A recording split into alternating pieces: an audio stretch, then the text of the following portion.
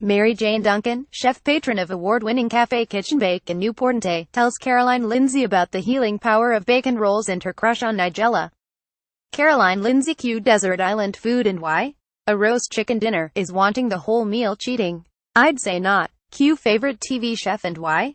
Who doesn't have a massive crush on Nigella? It's like listening to the Cadbury Bunny describing how to make your Christmas pavlova. Q favorite cookbook and why?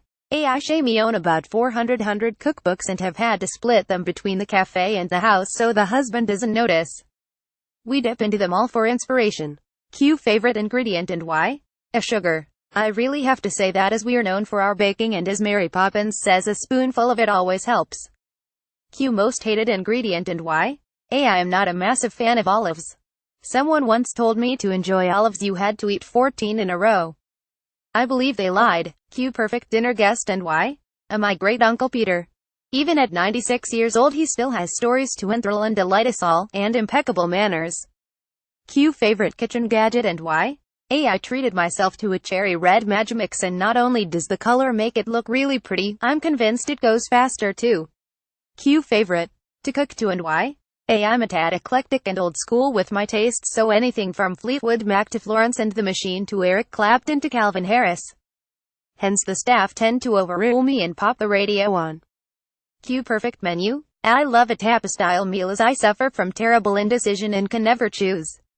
Anything that has sharing dishes so that everyone get a taste of everything is always a winner with me.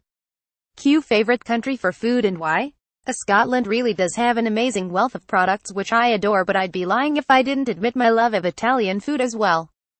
And Greek food, and Spanish, and Swedish. Q favorite chef, alive or dead and why? I adore old Blue Eyes Michel Rouget. He always seemed to be so engaged in what he does. Master Chef isn't the same without him. Sorry, Marcus. He makes even the most simple of preparations look like something you want to dive right into. Q favorite culinary season and why? I like autumn when we can start cozying up with the homemade soups and more hearty dishes like stovies or mac and cheese before the madness of Christmas. Q salt or pepper and why? A salt who wants pepper with their chips. Q favorite herb and why? I adore the smell and taste of fresh basil. It reminds me of holidays in slightly sunnier climes. Q favorite spice and why? Cumin would normally be my go-to for savory dishes, but this time of year cinnamon goes into lots of our baked products. Q favorite way to cook the humble potato?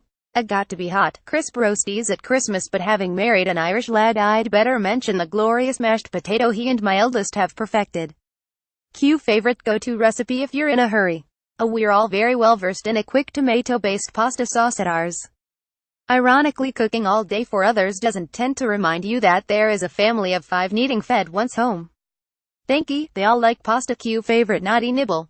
A bacon roll, on a generously buttered fresh white roll, with tomato sauce. Sometimes only a bacon roll makes everything better.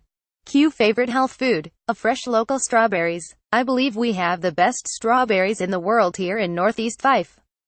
I have to buy several punnets at the Strawberry Hut near Newport each time just to get them home, as littlest kid will normally demolish a whole one on the way.